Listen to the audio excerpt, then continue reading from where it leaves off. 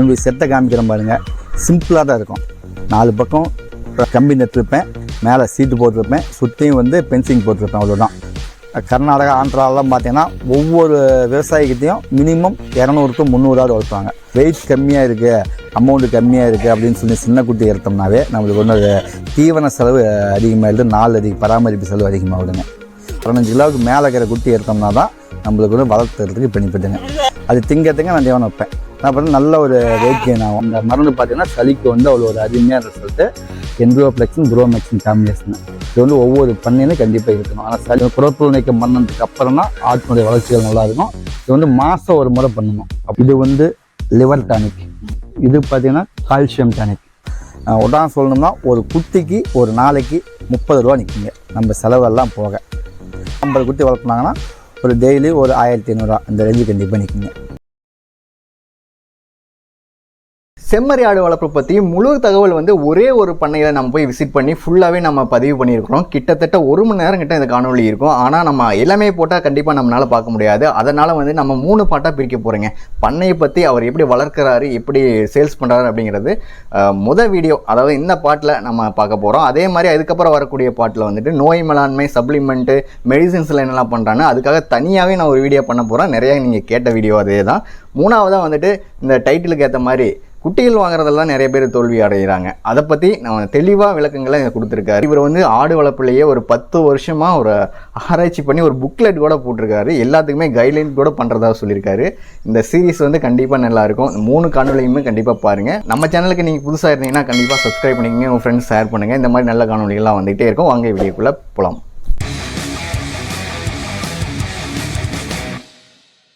தமிழ் பறவை YouTube channel நண்பர்கள் அனைவருக்கும் வணக்கம். என் பேர் பூபதி. சேலம் மாவட்டம் எடப்பாடி வட்டத்தில் தங்காயிறு கிராமத்தில் கோணங்குட்டூருங்கிற இடத்த குறிஞ்சி ஆட்டுப்பண்ணை அப்படிங்கிற பேரில் நம்ம வந்து பண்ணைகள் வச்சு நடத்திட்டு இருக்கிறேங்க. சூப்பருங்கண்ணா. சரிங்கண்ணா, எவ்வளோ காலமாக நம்ம இந்த ஃபார்ம் வந்து ஆரம்பித்து ரன் பண்ணிகிட்டு இருக்கிறோங்க? இப்போ ஃபார்ம் அப்படிங்கிற வகையில் பிஸ்னஸ் வகையில் பார்த்திங்கன்னா இப்போ 2 வருஷமாக தான் பண்ணிட்டு இருக்கிறோம். நம்ம ஆட்டு தொழிலுங்கிறது பிறந்த வனத்துலேருந்தே அப்பா அம்மாலாம் ஆடு வளர்த்திக்கிட்டு தான் இருக்காங்க. அது கூடயே நம்ம ஆடு கூட வளர்த்திக்கலாம். இப்போ பார்த்தீங்கன்னா இந்த பிஸ்னஸ் அப்படிங்கிற வகையில் வந்து 2 வருஷமாக பண்ணிட்டு இருக்காங்க. இப்போ நம்ம குறிஞ்சி ஆட்டு பண்ணிடுறாங்கன்னா இந்த ஷெட்டு எவ்வளோ நீள அகலத்தில் நம்ம அமைச்சிருக்கோங்க? ஆனால் அந்த ஷெட்டு பார்த்தீங்கன்னா 60 அடி நீளம், 22 அடி அகலம், 5 பாட்டாக தடுத்துருக்கிறேன். ஒரு பாட்டில் வந்து மினிமம் 50 குட்டி வந்து விட்டு வளர்க்கலாம். அந்த அளவுக்கு ஒரு 300 குட்டி விட்டு வளர்க்கலாம். அது இல்லாமல் 1.5 ஏக்கர் பென்சிங் போட்டுருக்கிறேன். பென்ஸ் போட்டு சுற்றியுமே உள்ள விட்டு வளர்க்கலாங்க. ஒரு 500 ஆட்டு குட்டினா சதுசமாக விட்டு வளர்க்கலாம். அந்த அளவுக்கு நம்ம செட் ரெடி பண்ணிக்கிறேங்க. ஆடு வளர்க்குறவங்க என்ன பண்ணுறாங்கன்னா நிறையா லாபம் வரதான் நினச்சிக்கிட்டு பண்ணையில் வந்து ரொம்ப இன்வெஸ்ட்மெண்ட் பண்ணுறாங்க. அதெல்லாம் தேவையே இல்லைங்க. இவங்களுக்கு செட்டை காமிக்கிறேன் பாருங்கள். சிம்பிளாக தான் இருக்கும். 4 பக்கம் கம்பி நட்டுருப்பேன், மேலே சீட்டு போட்டிருப்பேன், சுற்றியும் வந்து பென்சிங் போட்டிருப்பேன். அவ்வளோதான். உள்ள தேவனை தொட்டி இருக்கும். சிம்பிளாக தான் இருக்கும். அதை வந்து அதிக செலவு பண்ண தேவையில்லை. காற்றோட்டம் நல்லா 4 பக்கம் காற்றோட்டம் நல்லா ஃப்ரீயாக இருக்கும். அது காற்றோட்டம் நல்லா இருந்தாவே ஆடுகளுக்கு வந்து நோவு வரதில்லை. மழை காலத்தில் சைடில் தாழ்ப்பை கட்டிருப்பேன், இறக்கி விட்டுருப்பேன். ஒருத்தங்க என்ன பண்ணுவாங்கன்னா கலாய் சீட்லாம் கொண்டு போட்டு ரொம்ப இன்வெஸ்ட்மெண்ட் பண்ணுவாங்க. இருக்கிற அமௌண்ட்டை அந்த செட்டில் இன்வெஸ்ட்மெண்ட் பண்ணிட்டாங்கன்னா அவங்களால பிஸ்னஸில் வந்து ஆட்டுகளுக்கோ இல்லை மற்றதோ கொஞ்சம் டெவலப் பண்ண முடியல.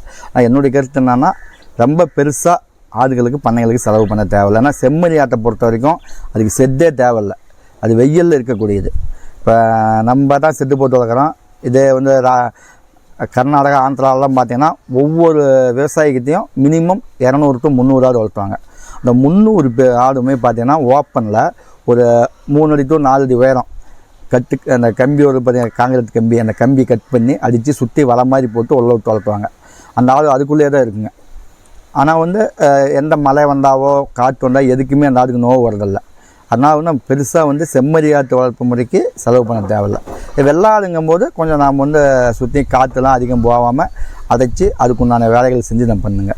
சரிங்கண்ணா, இப்போ பண்ணை வளர்த்துறாங்க, ஒரு பண்ணை வைக்கிறாங்க அப்படின்னா 2 டவுட் வரும். ஃபஸ்ட்டு இப்போ பரன் போட்டு வளர்த்துறாங்க, கீழே விட்டு வளர்த்துறாங்க. இது 2ல் எது போகலாங்க? இப்படி அதாவது ஆரம்பக்கட்ட பண்ணையாளராக இருந்தால் எந்த மாதிரி போனால் நல்லா இருக்குங்க? நீங்கள் என்னை பொறுத்த வரைக்கும் பரன் மேலே வளர்க்குறது என்னை பொறுத்த வரைக்கும் நான் அந்தளவுக்கு விரும்புறது இல்லைங்க. என்ன காரணம்னா இப்போ ஒரு செட்டு போடுறோம், இப்போ செட்டு போட்டு ஆடு வளர்க்குறோம். ஒரு சூழ்நிலை நம்மளால் ஒரு பண்ண முடியல அப்படிங்கிற பட்சத்தில் அதை ஆட்டு கொட்டாயை மாட்டு கொட்டாயை மாற்றலாம், கோழி கொட்டகையை மாற்றலாம், எது வேணுமா செய்யலாம். ஆனால் நம்ம பறன் போட்டோம்னா அதில் ஆடு மட்டும்தான் வளர்த்த முடியும். கண்டிப்பாக வேறு எதுவும் பண்ண முடியாது. பறன் போட்டால் நம்மளுக்கு அதில் வந்து ஆட்டினுடைய இறப்பு விகிதம் கம்மியாக இருக்கும், நோய் தாக்குதல் கம்மியாக இருக்கும், ஆள் கூலி கம்மியாக இருக்கும். ஆனால் நம்ம பண்ணுற தொழிலாக பண்ண போகிறோம். இப்போ ஒரு உதாரணத்துக்கு இப்போ நான் இருக்கேன், என்னால் ஒரு 100 குட்டி வளர்த்த முடியுங்க பட்சத்தில் நான் பறனே எனக்கு தேவையில்லை, எனக்கு முழுக்க தொழிலாக இறங்க போகிறேன்.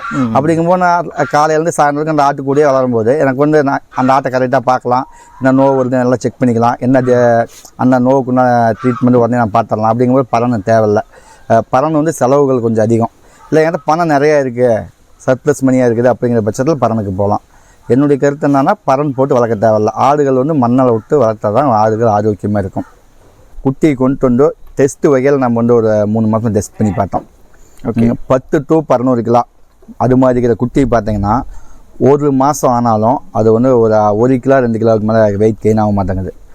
15 கிலோ அந்த மாதிரி குட்டி எடுத்துட்டோம்னா மாதத்தில் 4 to 5 கிலோ இன்க்ரீஸ் ஆகுது. 12 கிலோ 13 கிலோ அது மாதிரி குட்டி நம்ம வெயிட் கொண்டு பார்க்கும்போது அது வந்து மாதத்தில் ஒரு 1.5 to 2 கிலோ தான் வருது. அதாவது 11 to 15 கிலோ வர வரைக்குமே 2 மாதத்துக்கு பக்கமாக ஆகுது. நம்ம கிட்ட எடுத்தோன்னு 2 மாதத்துக்கு பக்கம் வெயிட் அவ்வளோ லேட் ஆகுது. அதே 15 கிலோ குட்டி எடுத்துட்டோம்னா 30 to 32 கிலோ வரத்துக்கு சரணா 90 to 100 நாளில் வந்துடுதுங்க. அதனால் வந்து நம்மளுக்கு இந்த வெயிட் கம்மியாக இருக்குது, அமௌண்ட்டு கம்மியாக இருக்குது அப்படின்னு சொல்லி சின்ன குட்டி எடுத்தோம்னாவே நம்மளுக்கு வந்து அது தீவன செலவு அதிகமாகிடுது, நாள் பராமரிப்பு செலவு அதிகமாகுதுங்க. அதனால் வந்து 15 கிலோவுக்கு மேலே 15 to 17 18 இது மாதிரி 15 கிலோவுக்கு மேலே இருக்கிற குட்டி எடுத்தோம்னா தான் நம்மளுக்கு வந்து வளர்த்துறதுக்கு பெனிஃபிட்டுங்க. சீக்கிரம் வளரும், நல்ல ஒரு வெயிட் கெயின் ஆகுங்க. அதே மாதிரி மினிமம் குட்டி வளர்த்து விற்கும்போது ப்ராஃபிட் அந்தளவுக்கு வருங்களா, இல்லை எவ்வளோ தான் மினிமம் எடுத்து பண்ணுனா அவங்களுடைய ஒரு குறிப்பிட்ட ஒரு சம்பளமாவது கிடைக்கும்? நம்ம ஆட்டு பண்ணலாம் நம்மளால் ஒரு குட்டி ஒரு 7000 ரேஞ்சுக்கு வாங்கினோம்னா அந்த ரேஞ்சுக்கு வாங்கினா மட்டும்தான் குட்டி வந்து மாட்டாலிட்டி இல்லாமல் இருக்கும். அதுக்கும் கீழே நம்ம ஒரு 5,000 இது மாதிரி வாங்கினோம்னா அந்த குட்டி 5,500 ரூபாய்க்கும் 7,000 ரூபாய்க்கு 1,500 வித்தியாசம் இருக்கலாம். ஆனால் அந்த 1,500 வித்தியாசத்துக்கு 2 மாதம் ஆகி போயிடும். இது தீவனம் நம்மளோட டைம் வேஸ்ட்டு. அதே ஒரு 7,000 ரேஞ்சு குட்டி வாங்கினோம்னா 90 நாள் to 100 நாள் அழகாக நாம் வந்து 15 to 16 கிலோ வெயிட் கெயின் ஆகி போயிடும். சர்வ சாதாரணமாக மாதம் 6 to 8 கிலோ வரைக்கும் கொண்டு வரலாம் நம்ம தீவனம் போடுறதை பொறுத்து.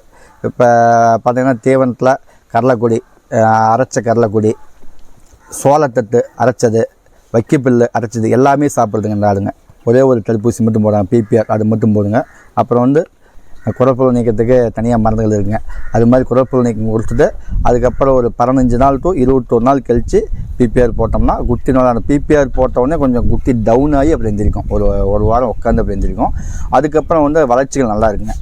ஃபஸ்ட்டு வந்து அந்த குட்டி வந்து 15 கிலோ எடுத்தோம்னா ஃபஸ்ட்டு ஒரு வாரம் வரைக்கும் வளர்ச்சிகள் தெரியாது. அப்புறம் குடற்புழு நீக்கம் பிபிஆர் இதெல்லாம் போட்டு முடிச்சதுக்கப்புறம் பார்த்தீங்கன்னா ஒரு 20 கிலோ வந்துச்சுனாவே குட்டி அதுக்கப்புறம் பரபரப்புன்னு வளர ஆரம்பிச்சிடும். ஒரு நாளைக்கு 200 கிராம் 250 கிராம் 150 கிராம் இந்த அளவுக்கு நல்லா வளர ஆரம்பிக்குங்க. ஓகேண்ணா, அந்த பிபிஆர் சொல்லியிருக்கீங்க, இந்த தடுப்பூசி எந்த வெயிட்டில் நம்ம கொடுக்கணும் அல்லது ஏஜில் கொடுக்கணுமா, எப்போ கொடுக்கணுங்க? இந்த தடுப்பூசி வந்து 3 to 4 மாதம் இந்த கேப்பில் நம்ம கொடுக்கலாம். இவ்வளோ காலமாக நம்ம ஸ்டடி பண்ணி ஒரு இது பண்ணியிருக்கோம். நோய்கள் அப்படிங்கிறது நமக்கு எந்த மாதிரி வருது, நம்ம எப்படி அதை பாதுகாத்து வளர்த்துட்ருக்குறோங்கண்ணா? இப்போ பார்த்திங்கன்னா மெயினாக தடுப்பூசி மூலியமாக தான் நோய் தடுக்க முடியும். வருமுன் காப்போம், அதுதான் மெயின். வந்ததுக்கு அப்புறம் காக்கிறதுங்கிறது ஆகாது. ஏன்னா ஒரு தடுப்பூசி போட்டோம்னா அந்த தடுப்பூசி ஒரு ஆட்டு உடம்புல போய் அது வேலை செய்யறதுக்கு 15 நாள் ஆயிரும் மினிமம். அதனால் ஒரு தடுப்பூசி மூலியமாக தான் தடுக்க முடியும். மெயினாக வந்து இதுக்கு பிபிஆர் அப்படின்னு அந்த பிபிஆருங்கிற ஊசி போட்டாவே போடுங்க. அதுக்கப்புறம் நிறையா ஊசி இருக்குங்க அதுக்கு தடுப்பூசிங்கிறது. நம்ம இது வந்து அப்படிங்கும்போது அது ஒன்றே போடுங்க. இப்போயே நம்ம தாயாடு வச்சு பராமரிக்கிறோம் அப்படின்னா அதுக்கு வந்து நிறையா தடுப்பூசிகள் போட வேண்டியிருக்கு. அதனால் கறிக்கடைக்கு நம்ம கொடுக்குறோம் அப்படிங்கிறதுனால ஒரே ஒரு தடுப்பூசி மட்டும் போடுறாங்க, பிபிஆர், அது மட்டும் போடுங்க. இப்போ ஒரு குட்டிகளை வாங்கி வளர்த்தும் போது கண்டிப்பாக ப்ராஃபிட்டை நோக்கி தான் நம்ம வளர்த்துவோம். இப்போ ஒரு குட்டியை வாங்கி வளர்த்துறோம் அப்படின்னா நமக்கு இன்கம்ங்கிறது எந்த அளவுக்கு நமக்கு கிடைக்குதுங்க இதில்? இப்போ இந்த செம்மறியில் பொறுத்த வரைக்கும் பார்த்திங்கன்னா நம்ம எந்த அளவுக்கு பராமரிப்பு பண்ணுறோமோ அதுக்கேற்ற மாதிரி தான் நம்ம வெயிட் கெயின் இருக்கும். இப்போ சும்மா கடமைக்கு நாம் தீவனம் போட்டு தண்ணி வச்சோம்னா வெயிட் கெயின் இருக்காது. இப்போ காலையில் நான்லாம் பார்த்தோன்னா நேரமாக 6 மணிக்குலேருந்து ஆரம்பிச்சிடும் தீவனம் வைக்கிறதுக்கு. 6 மணிக்கு வந்தால் நைட்டு 10 மணி வரைக்கும் தீவனம் வச்சுருப்பேன். தொடர்ந்து வைக்க மாட்டேன். இப்போ காலைல அதல் தீவனம்னு சொல்லுவாங்க, பருப்பு வகைகள், அது வச்சுருவேன். அப்புறம் கடலைக்கொடி போடுவேன். ஒரு 2 மணி நேரம் கழிச்சு ஒரு 2 மணி நேரத்துக்கு 3 மணி நேரத்துக்கு தீவனம் நான் வச்சே இருப்பேன். அது திங்க நான் தீவனம் வைப்பேன். அப்புறம் நல்ல ஒரு வெயிட் கெயின் ஆகும்.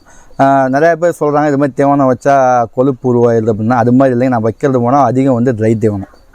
நம்மகிட்ட வந்து பச்சை தீவனங்கள் இல்லை. இப்போ பச்சை தீவனம் பார்த்தீங்கன்னா வேலி மசாலு, கோப்போர், முயல் மசாலு, ஆட்டு மசாலு, குதிரை மசாலா, இந்த மாதிரி நிறையா வெரைட்டி இருக்குது. இது மாதிரி வந்து ஒரு நாளைக்கு ஒரு 100 கிராம் கொடுத்தனா குட்டி நல்லா வெயிட் கெயின் நல்லா கிடைக்கும். ஆனால் நம்மகிட்ட அது இல்லாதனால நம்ம முழுக்க வந்து ட்ரை தீவனம் தான் கொடுக்குறோம். உடனே சொல்லணும்னா ஒரு குட்டிக்கு ஒரு நாளைக்கு 30 ரூபா நிற்குங்க நம்ம செலவெல்லாம் போக. இப்போ ஒரு 50 குட்டி வளர்த்தினா அப்படின்னு ஆரம்பத்தில் குட்டி வளர்த்த போகிறாங்க. ஒரு 50 குட்டி வளர்த்துனாங்கன்னா ஒரு டெய்லி ஒரு 1500 இந்த ரேஞ்சு கண்டிப்பாக நிற்குங்க. நம்மளும் பராமரிப்பு நல்லா பண்ணணும். இப்போ நம்ம ஒரு இடத்துக்கு வேலைக்கு போகிறோம், வேலைக்கு போனால் எப்படி வேலை செய்வோம், அது மாதிரி நினச்சி நாம் வந்து அதை சின்சியராக பார்க்கணும். குட்டி இப்போ ஒரு தீவனம் போட்டோடனே 10 நிமிஷம் அந்த நின்றுக்கணும். நின்று அந்த குட்டி எல்லாம் சாப்பிடாமல் இருக்குதா, ஏதாவது குட்டி சாப்பிடாமல் இருந்தா அந்த குட்டியை வந்து பிடிச்சி பார்த்து என்ன காரணம், வாயில் புண்ணு இருக்கா, இல்லை சைடில் ஏதாவது ஒரு கொம்பு ஆட்டு கொம்பு குட்டி கூட கிழிச்சுட்டு புண்ணாயிரும், அது மாதிரி ஏதாவது புண்ணு இருக்கா, இது மாதிரி நம்ம செக் பண்ணணும். என்ன காரணத்தால் சாப்பிடாமல் இருக்குது அப்படின்னு பார்த்து உடனே அந்த குட்டிக்கு நம்ம ஒரு நாள் ட்ரீட்மெண்ட் பண்ணிடணும். அது மாதிரி பண்ணிட்டோம்னா அந்த குட்டி உடனே சாப்பிட ஆரம்பிச்சிடும். அது மாதிரி நம்ம எந்த அளவுக்கு ரிஸ்க் எடுத்து பார்க்குறோமோ அந்த அளவுக்கு நம்மளுக்கு வந்து இல்லை லாபங்கள் வேணுங்க. இப்போ தீவனங்கிறது நீங்கள் சொன்ன மாதிரி பசுந்தீவனங்கள் சுத்தமாகவே கொடுக்குறதில்ல, எல்லாமே ட்ரை தான் கொடுக்குறீங்க. என்னென்ன தீவனம் கொடுக்குறீங்க அப்படியே பார்த்துடலாங்களா? பார்க்கலாங்க வாங்க. அரைச்ச பொடி பண்ண வைக்கபிள்ளுங்க. இது எப்படி நம்மளே அரைச்சிக்கிறீங்களா? நம்மளது தோட்டம் இருக்குன்னா நம்ம தோட்டத்தில் வர வைக்கபிள்ள சொரணையாக சுருட்டி கொண்டு வந்து ஸ்டாக் பண்ணி வச்சிருப்போம், போர் போட்டு வச்சிருப்போம். அதில் வந்து எடுத்து நான் அரைச்சிக்குவோம். இந்த மிஷின் மூலியமாக அரைச்சிக்குவோம். வைக்கபிள்ளு, கடலைக்கொடி, சோளத்தட்டு எல்லாமே அரைச்சிக்குவோம். அரைச்சி போடுறதுனால உங்களுக்கு வேஸ்டேஜுங்கிறது 100% கிடையாதுங்க. நம்ம எப்படி போடுறோமோ அதெல்லாம் சாப்பிடும். இது பார்த்தீங்கன்னா அரைச்ச சோளத்தட்டுங்க. சோளத்தட்டு ஆமாங்க. இதுவும் நல்லா சாப்பிடுங்க. ஏன்னா அந்தந்த ஏரியாவில் என்ன கிடைக்குதோ அதை வாங்கி போட்டோம்னா இன்னும் கொஞ்சம் நம்மளுக்கு செலவுகள் குறையும். இப்போ நம்ம இந்த சேலம் ஏரியாவில் கடலைக்கொடி கிடைக்கும். கடலைக்கொடி வாங்கி நம்ம அரைச்சி போடும்போது செலவுகள் வந்து குறையும். ஒரு சில ஏரியா வைக்கப்பில் கிடைக்கும், சோளத்தட்டு கிடைக்கும். அங்கே என்ன கிடைக்குதோ அதை வாங்கி நம்ம அரைச்சி போடும்போது நம்மளுக்கு வந்து தீவன செலவு குறையும். இதே அரைக்காமல் போட்டோம்னா பயங்கரமாக வேஸ்ட் பண்ணுதுங்க. கடலைக்கொடியாக இருக்கட்டும், வைக்கப்பில்லாக இருக்கட்டும், சோளத்தட்டாக இருக்கட்டும், எது நம்ம அரைக்காமல் போட்டோம்னாலும் 80% வேஸ்ட் ஆகும். 20% தான் சாப்பிடும். அதே நம்ம அரைச்சி போட்டோம்னா 95% சாப்பிட்றோம், 5% தான் வேஸ்ட் ஆகும். அதான் அந்த 5% கீழே நிற்கக்கூடிய மண். இந்த வேரை அரைச்சோம்னா ஏன்னா அரைக்கும்போது வேரெல்லாம் சேர்த்து அரைச்சிடும், இந்த மண்ணெல்லாம் சேர்த்து வந்துடும். அந்த மண் மட்டும்தான் நிற்கும். இவங்க பின்னாடியே பார்த்தீங்கன்னா தட்டு, ஆமாங்க, கடலைக்கொடி எல்லாமே போட்டிருக்கீங்க. 3 பொருள் இங்கே வச்சுருக்கீங்க. ஆமாங்க. இது பார்த்தீங்கன்னா சோளத்தட்டுங்க, நம்ம தோட்டத்திலே வளர்ந்த சோளத்தட்டுங்க. இது வந்து கடலைக்கொடிங்க. நம்ம போன வருஷமே வந்து ஃபர்ஸ்ட் பிளான் பண்ணதால சீசன்ல ஒரு 10 லோடு வாங்கினாங்க. இங்க இருக்க உள்ள வந்து ஒரு 5 லோடு வச்சிருக்காங்க. இப்ப வாங்கினோம்னா இதை டபுள் பண்ணுங்க ரேட்டு. சீசன்ல வந்து ஒரு லோடு 10,000 ரூபாய்க்கு வாங்குறதப்ப இந்த இப்ப வாங்கினா ஒரு லோடு 20,000 ரூபாய்க்கு வாங்க வேண்டியிருக்கு. ரெண்டாவது கிடைக்கவும் கிடைக்காது. ஆட்டுக்கு வந்து நல்லா வந்து குரோத் கிடைக்கணும்னா கடலைக்கொடி நல்லா பெஸ்ட்டுங்க. இது வந்து வைக்கப்பில்லைங்க, நம்ம சுரணையா சுருட்டி நம்ம தோட்டத்துல வந்து வாங்கி வச்சிருக்காங்க. நம்ம இதை தான் வந்து அரைச்சி போட்டுருக்கோங்க. மெயின் வந்து ஒரு 95% இந்த தீவனம் இருக்கிறதுனால நம்மளால வந்து சக்சஸ்ஃபுல்லா பண்ண முடியுதுங்க. நான் இப்போ நம்ம குட்டிகள் வாங்கிட்டு வரோம், இதுக்கு வளர்ச்சிக்கு தேவையான மெடிசின்ஸ் எல்லாம் நம்ம என்ன கொடுக்குறோங்கண்ணா? நான் இப்போ பார்த்தீங்கன்னா நம்ம ஒரு இடத்துல இருந்து புதுசாக நம்ம பண்ணைக்கு குட்டிகள் வாங்கிட்டு வந்த உடனே என்ட்ரோப்ளாக்சின், புரோமக்சின் காம்பினேஷன், இது வந்து சளிக்கு நல்ல ஒரு அருமையான மருந்துங்க. தண்ணீரை கலந்து கொடுக்கலாம். தண்ணீரை கலந்து குடிக்கல அப்படிங்கிற பட்சத்தில் ஒரு ஆட்டுக்கு ஒரு 1.5 ml இன்ஜெக்ஷன் மூலியமா எடுத்து, அது ஊசி மூலியமா எடுத்து நேரடியாக தண்ணி கலந்து ஒரு 1 ml தண்ணி கலந்து வாயில கொடுத்துடலாம். இது மாதிரி நான் கொடுத்துட்டு இருக்கிறேங்க. நல்ல ரிசல்ட்டுங்க. இந்த மருந்து பார்த்தீங்கன்னா சளிக்கு வந்து அவ்வளோ ஒரு அருமையான ரிசல்ட்டு. என்ட்ரோப்ளெக்சின், புரோமேக்சின் காம்பினேஷன் இது வந்து ஒவ்வொரு பண்ணையிலும் கண்டிப்பாக இருக்கணும். ஆனால் சளி வந்து அந்த அளவுக்கு கண்ட்ரோல் பண்ணுங்க. ஆட்டுகளுக்கு வந்து நல்ல சளி கண்ட்ரோல் பண்ணக்கூடிய மருந்து இந்த மருந்துங்க. இது பார்த்தீங்கன்னா அல்பெண்டசால், குடல் புழு நீக்கத்துக்கு. நம்ம பண்ணைக்கு வந்து ஒரு 2 to 3வது நாள் கொஞ்சம் ஃப்ரீயாக ஆட்டை விட்டுட்டு குடல் புழு நீக்கம் பண்ணிடணும். இது குடல் புழு நீக்கம் பண்ணதுக்கு அப்புறம் தான் ஆட்டினுடைய வளர்ச்சிகள் நல்லா இருக்கும். இது வந்து மாதம் ஒரு முறை பண்ணணும். அப்போ தான் வந்து இன்னும் நல்லா ஆட்டினுடைய வளர்ச்சிகள் நல்லா அருமையாக இருக்குங்க. இது வந்து நம்ம ஊசியெல்லாம் டாக்டர் கூட்டி போட்டு இருக்க தேவையில்லை. ஏன்னா நம்ம முடிஞ்ச வரைக்கும் எந்த அளவுக்கு நம்ம செலவு மீதி பண்ணுறோமோ அந்த அளவுக்கு நம்மளுக்கு லாபங்கள் அதிகமாக இருக்கும். அதனால் வந்து இது வந்து 2.5 ml ஒரு வளர்ப்பு குட்டி ஒரு 15 கிலோ இந்த ரேஞ்சு வர குட்டிக்கு வந்து 2.5 ml நம்ம வந்து நேரடியாக வாயில் வந்து இழுத்து கொடுத்துடலாங்க. இது வந்து லிவர் டானிக். மாட்டுக்கு என்ன அளவு கொடுக்கலாம், மாட்டுக்கு என்ன அளவு கொடுக்கலாம், கோழிக்கு என்ன அளவு கொடுக்கலாங்கிறது எல்லா டானிக்கில் இருக்குது. இது பார்த்தீங்கன்னா லிவர் டானிக் இதில் இருக்குது. இது பார்த்தீங்கன்னா கால்சியம் டானிக். கால்சியம் டானிக் ரொம்ப முக்கியமான ஒரு டானிக். ஆமாம், இது கால்சியம் டானிக். இது பார்த்தீங்கன்னா சப்ளிமெண்ட். இப்போ மனுஷனுக்கே இன்னைக்கெல்லாம் இப்போ வந்து சப்ளிமெண்ட் நிறைய தேவைப்படுது. இதில் பார்த்தீங்கன்னா vitamin B, vitamin B2, B6, B12 இது மாதிரி நிறையா காம்பினேஷன் இருக்குங்க. இதுலேயும் பார்த்தீங்கன்னா என்ன அளவு கொடுக்கலாம் அப்படிங்கிறத இதுலேயே போட்டுருக்குங்க. Okay okay. ஆடுகளுக்கு எரிசத்து, புரதச்சத்து, வைட்டமின்ஸ் கண்டிப்பாக தேவை. இதில் வந்து எரிசத்து, புரதச்சத்து எல்லாம் வந்து தேவையான முறையாக கிடைச்சிடும். வைட்டமின்ஸ் வந்து நாம தான் கொடுக்கணுங்க. அதாவது கொடுத்தோம்னா நல்லா ஈவனாக வந்து வளர்ச்சிகள் வந்து அதிகமாக இருக்கும். ஓகேண்ணா, இவ்வளோ நேரம் தெளிவாக நீங்கள் சொன்னீங்க. குட்டிகளை எப்படி நம்ம வாங்கிட்டு வரோம், எந்த வெயிட்டில் வாங்கி வளர்த்தனா க்ரோத் நல்லா இருக்குது, அதுக்கு தேவையான உணவு பழக்கங்கள், சப்ளிமெண்ட்டு, வேக்சினேஷன், இது எல்லாமே தெளிவாகவே சொன்னீங்க. முக்கியமாக வந்து நீங்கள் பண்ணைகளுக்கு தேவையான குட்டிகள் கொடுக்கறத விட அது வந்து எப்படி வளர்த்தணும் அப்படிங்கிற வந்து கைடன்ஸும் பண்ணுறீங்க. வளர்த்தி அதுக்கு அப்புறம் வரக்கூடிய குட்டிகளும் நீங்கள் எடுக்கிறதா சொல்லியிருக்கீங்க. ரொம்பவே இது நிறைய பேருக்கு பயனுள்ளதாக இருக்கும். மேலும் உங்களை நான் வந்து அதாவது ஒரு பண்ணையை அமைக்கணும் அப்படின்னா எப்படி எந்தெந்த முறையில் உங்களை கான்டாக்ட் பண்ணலாங்க? கீழே தெரிகிற என் நம்பருக்கு கான்டாக்ட் பண்ணுங்கள். உங்களுக்கு 24 மணி நேரம் எப்போனாலும் சரி நான் வந்து தகவல்கள் கொடுக்குறேங்க. எந்த தகவல் வேணுமானாலும் சரி. அதே மாதிரி பக்கத்தில் இருக்கிற சந்தைகள், இப்போ தமிழ்நாடு முழுக்க எந்தெந்த மாவட்டத்தில் எந்தெந்த சந்தைகள் இருக்குது அப்படிங்கிற லிஸ்ட்டு நான் வச்சுருக்கேன். அதையும் நான் உங்களுக்கு கொடுக்குறேன். எங்கே என்ன கிடைக்குது, எங்கே செம்மறியாங்க கிடைக்கும், வெள்ளாடியும் கிடைக்கும், அது மாதிரி தகவலும் நான் வச்சுருக்கேங்க. எல்லா டீட்டெயிலும் வந்து இப்போ கொஞ்சம் ஆராய்ச்சி பண்ணி வச்சுருக்கிறதுனால நம்மளுக்கு என்ன நீங்கள் தகவல் கேட்டீங்கனாலும் உங்களுக்கு நான் கொடுக்குறேங்க. அதே மாதிரி ஆடு எப்படி வளர்த்தலாம், என்ன ஒரு நோவு வந்தால் என்ன கொடுக்கலாம் அப்படிங்கிற இதை டீட்டெயிலும் உங்களுக்கு கொடுக்குறேங்க. இவ்வளோ நேரம் நம்ம சேனலுக்கு நீங்கள் உங்களுடைய கருத்துக்களை, உங்களோட அனுபவத்தை பகிர்ந்ததுக்கு ரொம்ப நன்றிங்கண்ணா. நன்றி, வணக்கம். ரொம்ப நன்றிங்கண்ணா.